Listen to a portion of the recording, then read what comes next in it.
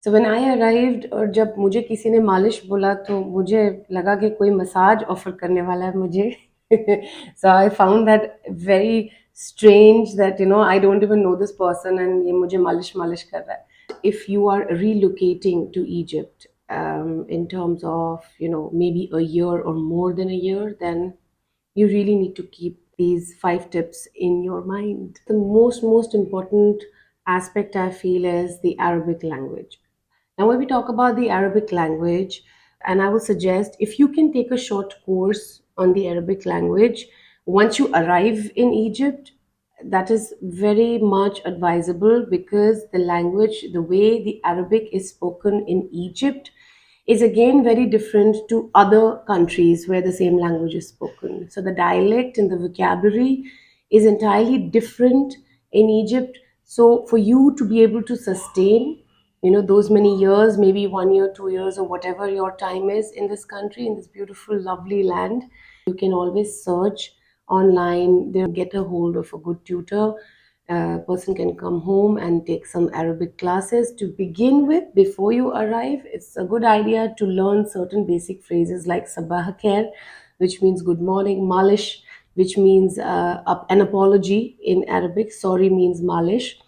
Shoya shoya means little little, and shukran means thank you. Hi guys, and welcome back to Ashima's One Life. Life is one. Don't think too much. Just dive. So just to avoid certain situations like this, it's advisable that you know a bit of phrases.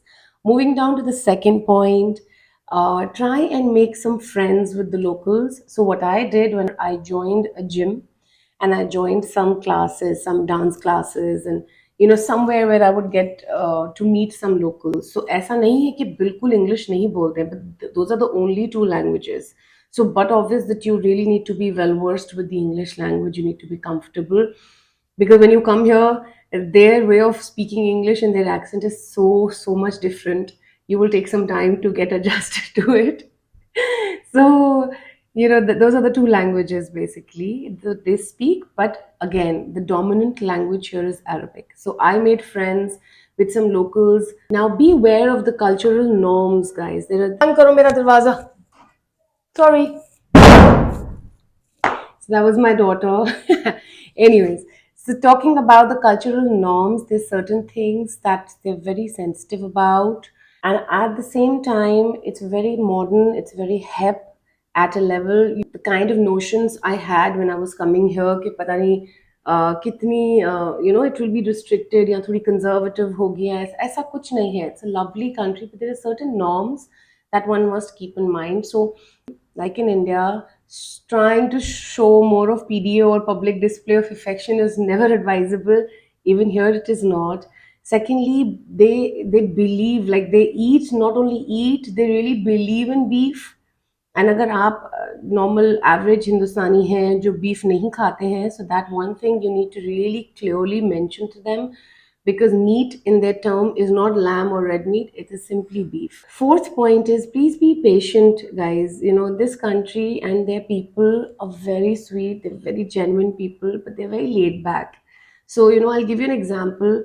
जब शुरू में मैं यहाँ आई थी, and the Uber here is absolutely fantastic. So one of the times I had to travel somewhere and I took the Uber, and I took the help of my helper to get me the Uber. That was like the first time ever that I booked it from the app and I did not know much. So I took her help. They took those 5 minutes to just greet each other, starting with Sabaha Khair and how you are, and Kwais. Kwais means good. So they really, इन्हें हम जैसे बोलते हैं तकल्लुफ, वो तकल्लुफ है यहाँ के लोगों में. That they have that grace, and along with grace, I think some amount of patience comes its way.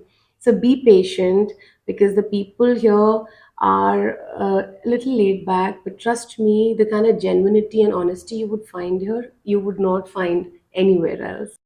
Last but not the least is their food and their culture. Their history is so rich, their culture is so rich, and their food is so rich. I gained nearly 8 kgs and I took some real sustenance, my regular visits to the gym, and me being dead serious about losing weight because I had gained a lot of weight when I arrived here since the food was so good and so fantastic. Okay. Other than this, just enjoy this country. Cairo looks absolutely stunning in the night, especially with all the lights glittering away. It's a lovely place with lovely people, and I'm sure once you come here, you're going to have your own share of experience. So that's a little bit from my side, living in Egypt for more than 2 years. But trust me, I have enjoyed every little second I have spent here so far, and I do intend to spend a lot more. If you haven't subscribed to my channel, then think about it. And if you liked the video, then please press that like button. And I will see you all very soon. Thank you so much for watching. Wishing you good energies always. Take care.